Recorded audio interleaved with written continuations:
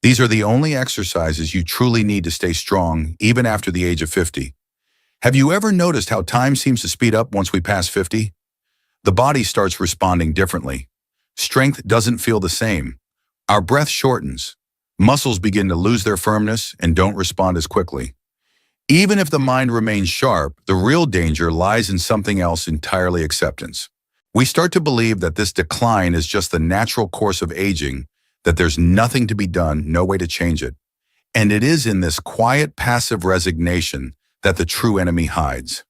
Because once we accept the idea that it's normal to lose strength, mobility, and endurance, we unconsciously stop taking the steps that could actually reverse this process. And yes, it is reversible. That's the most important message here. You can regain strength, restore vitality, and even rebuild confidence by performing just a few simple exercises. You don't need a gym membership, expensive machines, or a complicated program.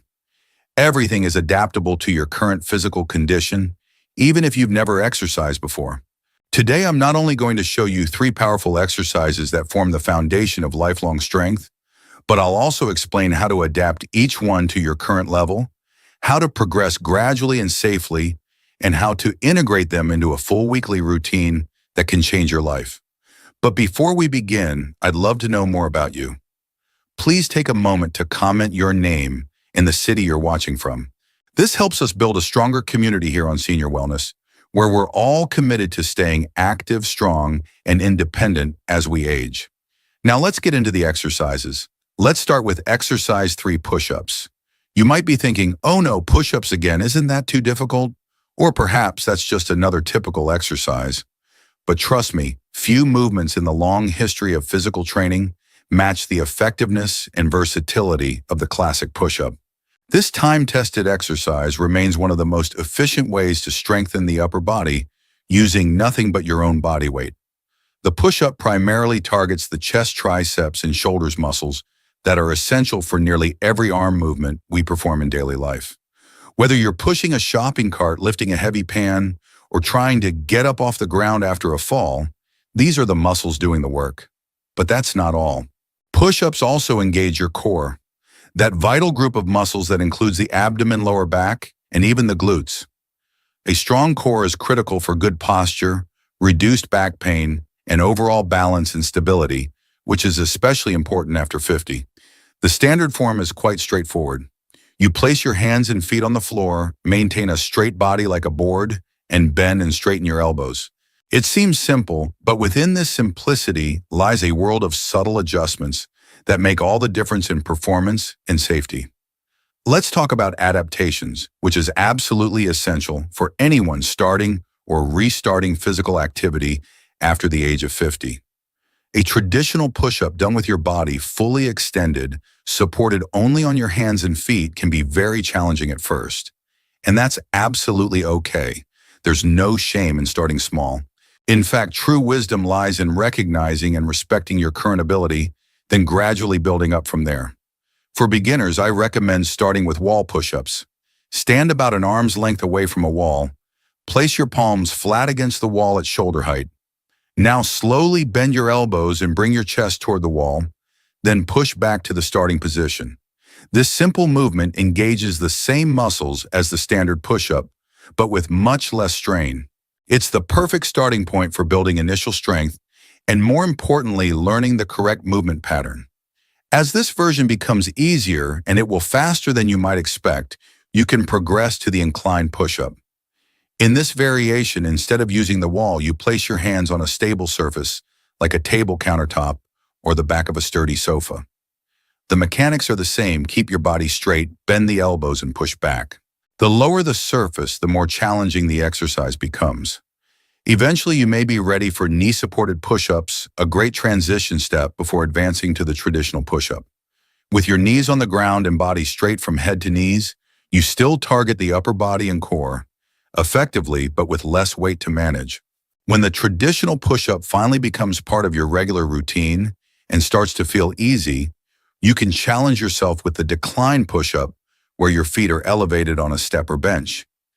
This variation shifts more body weight onto your upper body, intensifying the work done by your chest and shoulders.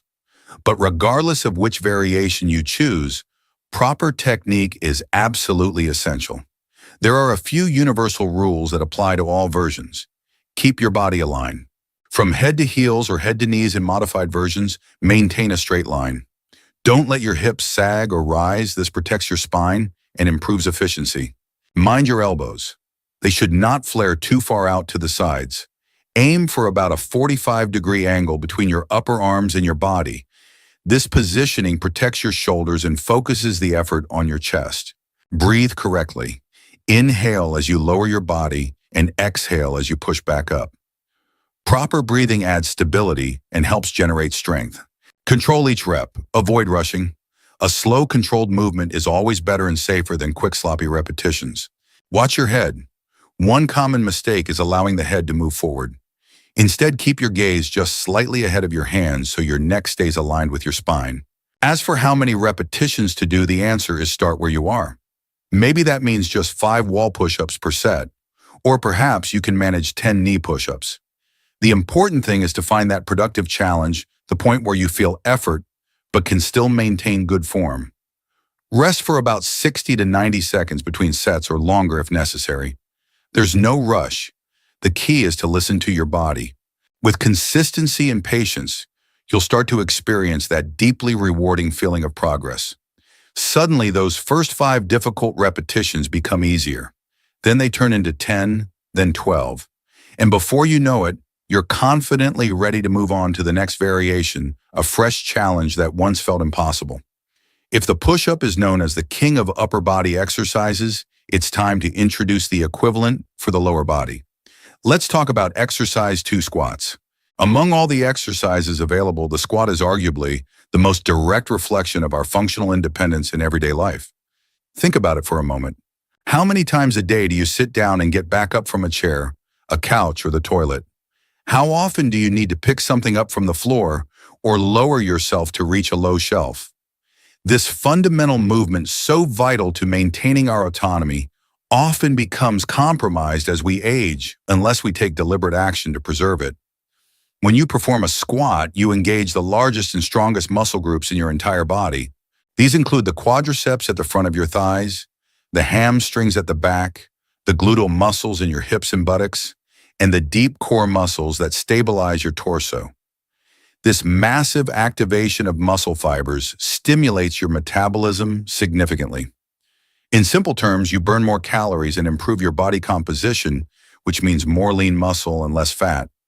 But the benefits of squats extend far beyond appearance or calorie burn. Squats help strengthen the knee and hip joints, improving their resilience and stability.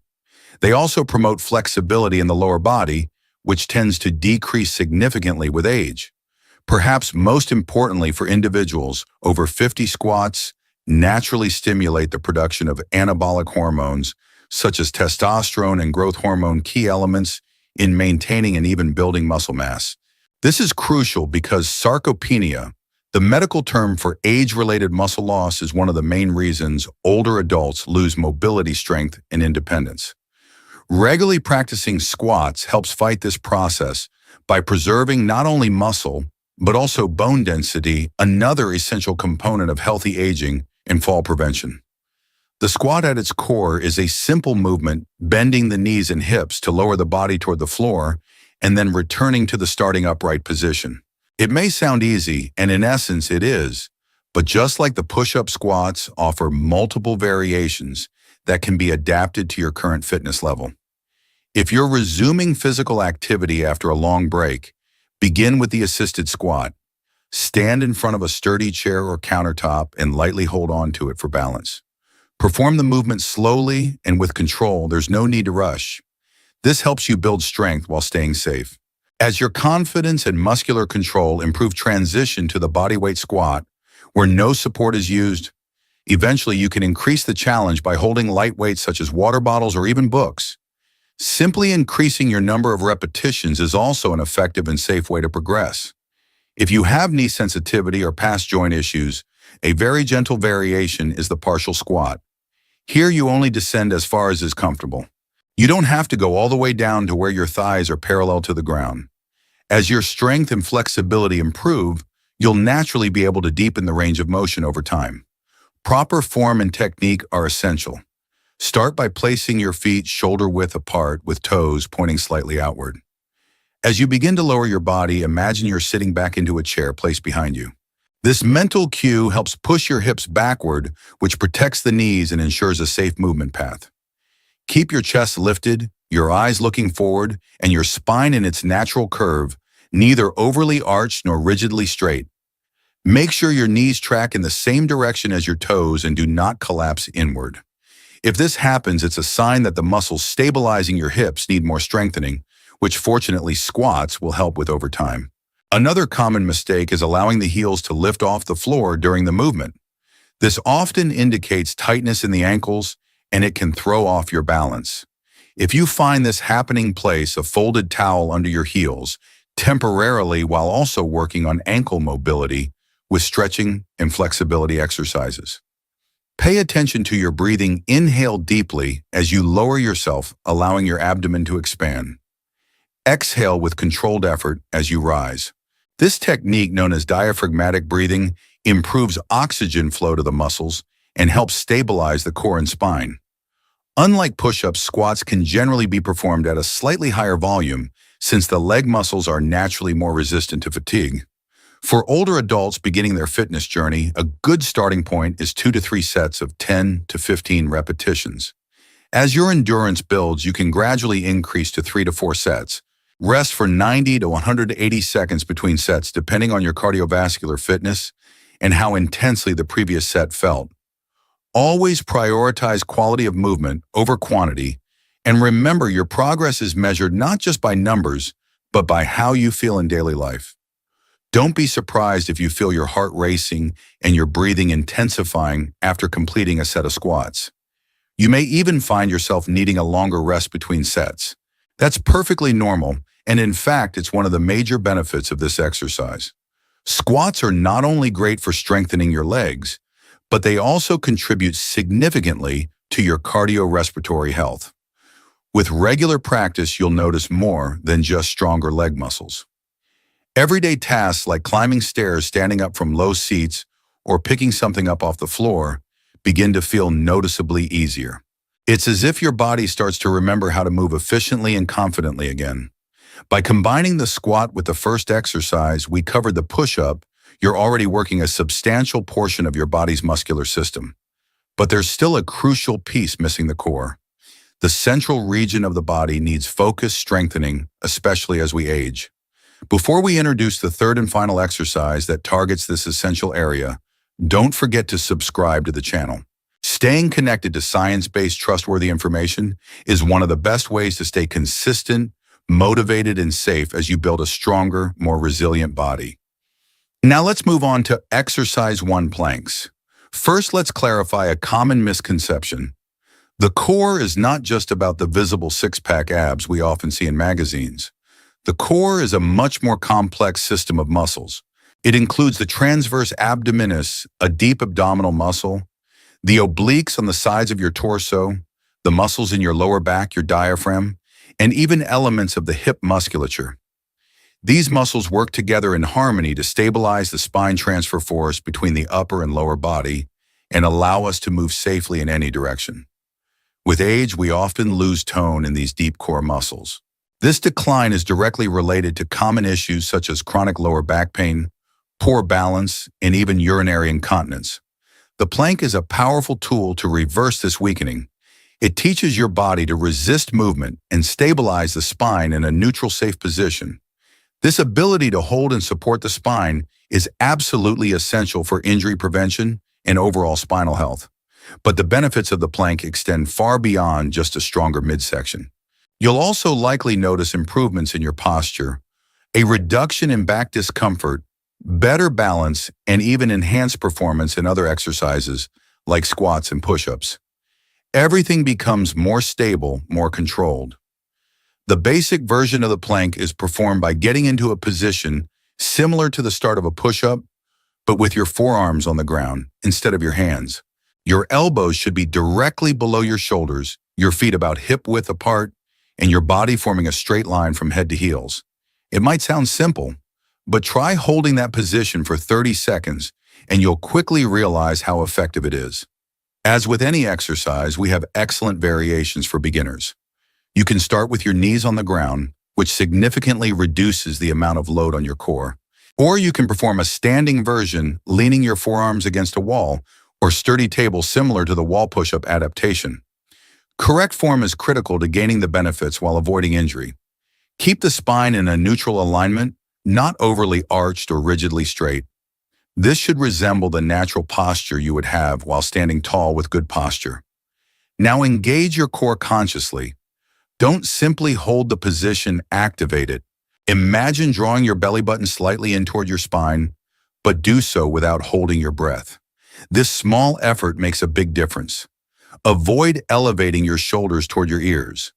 That's a common reaction to tension, but it takes the work away from the core and may cause discomfort in the neck. Keep your shoulders relaxed, your neck aligned, and breathe steadily. Many people make the mistake of letting their hips drop toward the floor, which puts pressure on the lower back. Others raise their hips too high, which reduces the effectiveness of the core work. Both errors shift the load away from where it should be and can lead to poor results or discomfort. Unlike push-ups or squats, which are counted in repetitions, the plank is an isometric exercise, meaning it focuses on holding a position. So we measure it in time, not reps. For beginners, start with 3 sets of 10 to 20 seconds, resting for 45 to 75 seconds between each set. As you build endurance, gradually increase the duration to 30, 45, or even 60 seconds per set. So now we have 3 foundational movements: the push-up, the squat, and the plank. Organizing these into a smart weekly routine is the key to achieving results safely and consistently. After 50, our bodies take a bit longer to recover, so we must respect that rhythm. Here's a balanced weekly routine to get you started Monday. Begin with a 5-minute warm-up, light walking, or joint mobility exercises. Do 3 sets of push-ups, choosing the variation that suits your level. Follow with 3 sets of squats. Then perform 2 sets of planks, ending with gentle stretches to relax the body. Tuesday, an active recovery day. A 20 to 30-minute walk at a moderate pace or light flexibility and mobility exercises are perfect. These recovery days are just as important as your workout days. Wednesday warm-up, similar to Monday. Start with 3 sets of squats, possibly increasing the reps slightly from Monday. Then do 3 sets of planks, aiming to hold a little longer. Finish with 2 sets of push-ups. Since the core is heavily engaged during the planks, we slightly reduce the push-up volume. Thursday, another active recovery day like Tuesday. These days support your joint circulation and long-term consistency. Friday, warm up for 7 to 8 minutes to prepare the body. Then move into a circuit-style session. Perform 1 set each of push-ups, squats, and planks with minimal rest between them. Repeat the circuit 3 times. This method adds a mild cardiovascular challenge and keeps the workout engaging. Finish the session with stretching and deep breathing. This simple weekly structure targets all major muscle groups, supports mobility, builds cardiovascular strength, and allows for proper recovery, everything that supports healthy, active aging. If you enjoyed this routine and want to learn more about isometric positions that can strengthen and heal your body, regardless of age, we prepared a special video just for you. It's appearing on your screen right now. Click to discover some of the best isometric exercises for every part of the body. Thank you for staying with us through this entire journey.